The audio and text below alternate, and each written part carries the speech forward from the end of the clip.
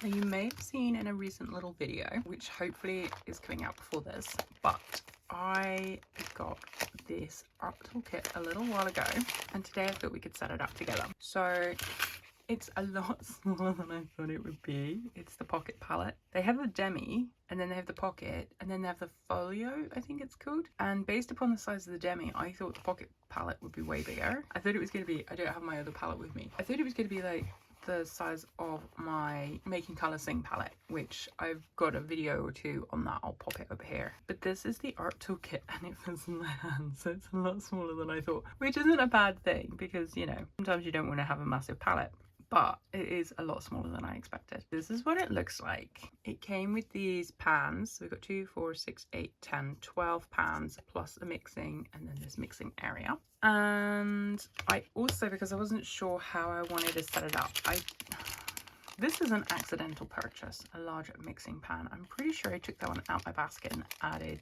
a set of 2, but this is the one that turned up, so maybe I didn't, maybe I messed up. And then I also got a pack of 8 narrow pans. So this one that's like a fingertip size. Can you see? So I have 8 of those. 1, 2, 3, 4, 5, 6, 7, 8. In theory, I could take out some of these. Now the plan with it, in case you're wondering, is to put gouache in, because you'll remember that in February this year, one of my gifts was this palette, and I thought this palette was smaller than it is. So I have my, well, you can see it's a bit of a mess. I've got my gouache in here, and they're a bit dried out, but it's fine because I can use it still. But it's obviously too big to take out and about. For comparison, let's just this is so silly. Right, let's just see the difference. So you can see why this is a much better situation for taking gouache out and about.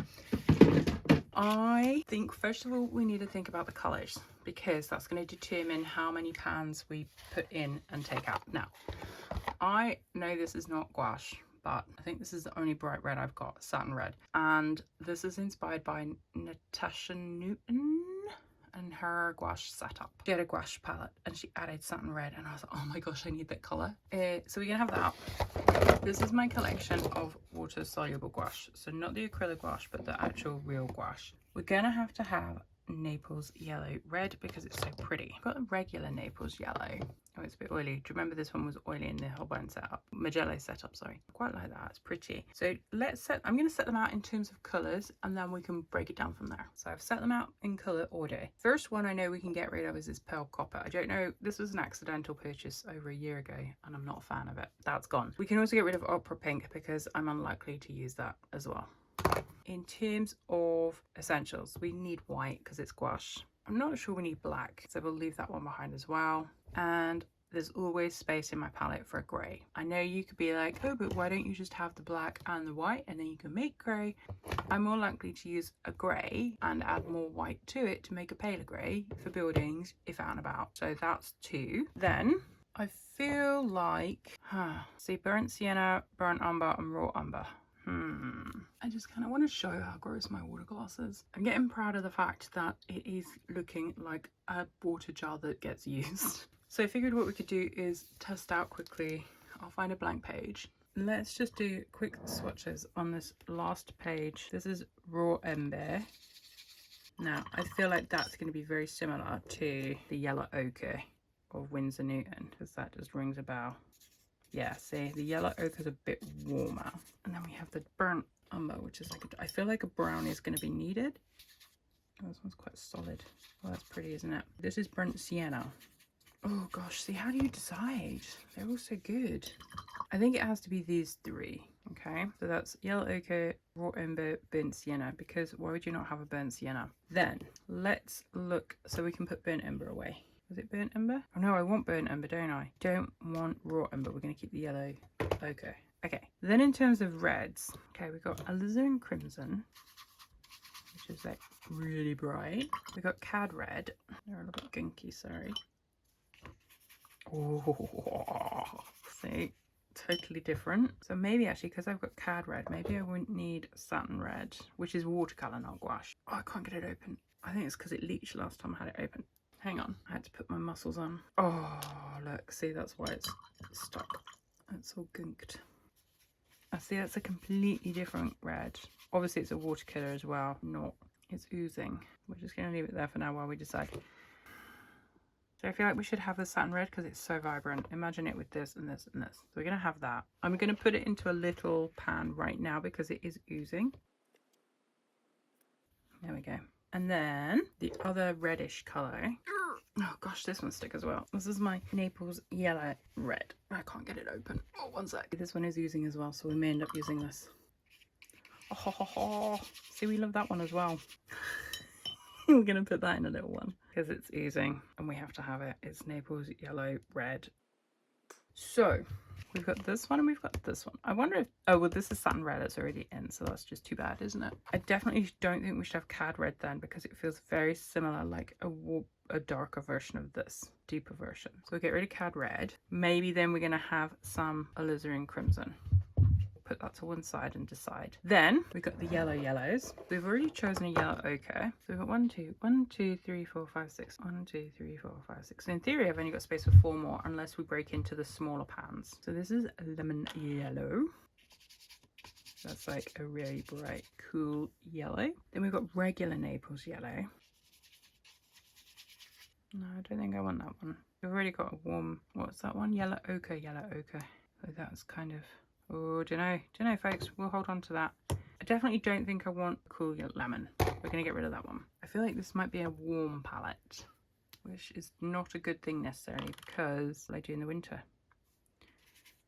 Oh my gosh, that one's so beautiful. We can have that. Everything else can go. This is Marigold from Holbein. We'll have that one. So we'll get rid of Naples yellow. Okay, now we've got to decide on the greens. I've got quite a few greenies. Actually, maybe we should swatch out the blues because some of the blues are a little bit odd. So we'll do ice blue first. Can you see okay with the light? I'm trying to block the sun so it's not too bright. This is ice blue. Very vibrant, look at that. So what I'm not doing with this is worrying about mixing colours together because frankly I don't really have time for that right now. I'm so busy. Oh, this one is cobalt turquoise, but it looks like it's drying out. Maybe I didn't put it on very well. Oh, I love cobalt turquoise. Imagine that with the satin red. Oh, do we prefer the cobalt turquoise or do we prefer the ice blue? Let me like this. Oh, indecisions. Ultramarine light. Oh my gosh, that's so beautiful. Look at that. Oh, I think that one's definitely gonna have to be, and we need a proper blue. Then this one's Prussian blue. This is a Winsor Newton. Oh, but look at that. I like a Prussian blue. Indecision, friends, indecision. And we have ash blue. So when I watched Natasha Newton's, she was like, ooh, convenience. Like she went for convenience colours rather than mixing colours. Well, that's nice, isn't it? But where's my Holbein grey? I wonder if we've got that and we put a little bit of, so instead of having the ash blue, maybe, oh no, that's not going to work. That's how rubbish my colour skills are. Oh, I don't know now. And then this is dioxine, yeah, Winsor Violet purple, dioxine purple. Oh, now is purple something I'm likely to use? Wow, yes, if I'm having it as like brights with the red, green. We're not sure about those yet. We have to come back to those, friends. I'm not sure. Okay, so the last part is the greens. We've got the cypress green.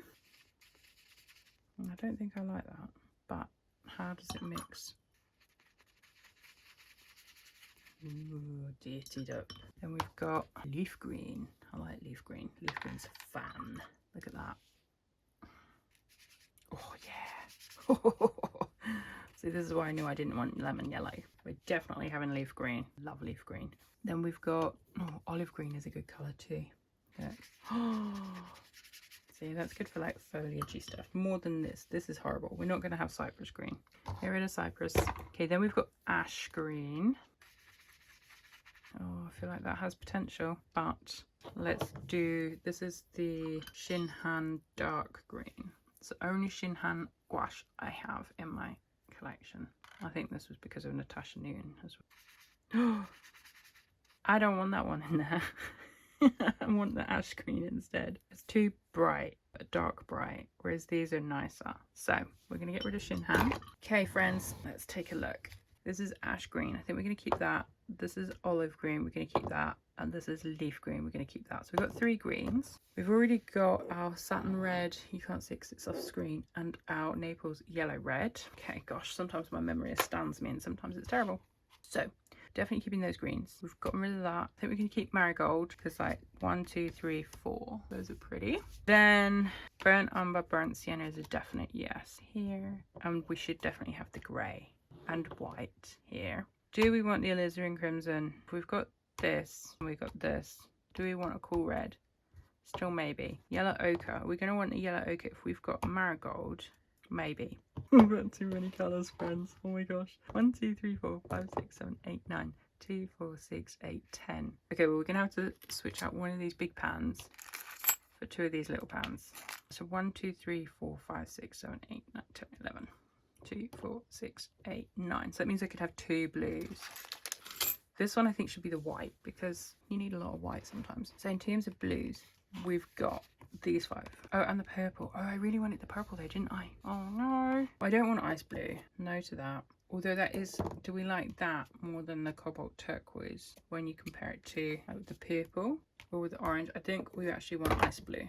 And that means we want the purple. And then we have to decide. I don't want ash blue because we already got grey. Ultramarine, I think. Gosh, see how quite quick I was then? Blimey. Okay, I had to be because this video is already getting long. I've got to set it up. So I'm going to put them here like this. So this thing is magnetic. See, it's like a big piece of magnet. Paint on me. So what ones are we going to use less of, do we think? Probably this one. So this is ice blue. Then probably this one, dioxine purple. I'm actually going to do it on the floor because if I try and do it upright, if I try and do it high, I might end up making a mess. I have to find a pick and stir them as well. A little bit of purple. Got a little purple, haven't you? And then probably ash green I won't want so much of. These are like big blobs. Oh no, now I've got this one all over me. And then this one is definitely going to have to be white. But I'm nervous of, let's make sure I've got enough of everything first because we might have to turn that into 2. We're going to use quite a bit of yellow, I suspect, especially the marigold yellow. I'm going to use a pick to like make this flat. But I'll do that off camera because frankly that's going to take forever and you don't need to see that. Do we want the yellow? How many have we got left? 1, 2, 3, 4, 5, 6, 7. 1, 2, 3, 4, 5, 6, 7. So alizarin crimson. I think we're going to switch this out for 2. Because I'm a bit worried about not having a cool red. So we've got alizarin crimson now. Greens or reds. Let's do alizarin here. Burnt umber. A little one. Really hard to get this one out. It's so thick. It's like stuck. I think this is one I've had for quite a few years. I say that, I may be wrong. Okay, then burnt sienna. Do again a little bit in here. Oh no! We've only got one real blue, so that... Oh, we've only got big ones left anyway. Oh no, I've messed up.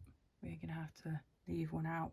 I miscalculated. That's my ultramarine. 1, 2, 3, 4, 5, 6, 7, 8. 1, 2, 3, 4, 5, 6. Oh no, I must have miscalculated because I've got 5 left and only 4 pounds. Oh, that's a bother, isn't it? Dear, dear, oh dear. Well, we'll have to leave out the yellow ochre. We have got marigold. We've got umber and burnt sienna. I really wanted this though. Or we take out the mixing pan and sub in these 2 instead. So we've got this as a mixing area. I did think this would be good because then I could have cool and warm for mixing. But maybe I just need to leave that out. One could be white, one could be grey. That's what we're going to do. Okay, I mixed that a bit, didn't I, friends? I'm quite excited actually because I'm going, might have put a bit too much in that. I'm going away again in September. So this will be a nice little palette to take with me. I've got strict weight restrictions this time. Should we do the grey? Are we going to use a big grey? Yeah. This one smells awful. I hate the smell of the white. Have I got too many now? I'm worried I'm going to be filling this up too many. I think I've done the math right, haven't I? This is the olive green. Leaf green. Oh, look at that. That's such a good colour. What's this one? Yellow ochre. It's like a slug. And then we might as well put that Prussian blue in for the giggles.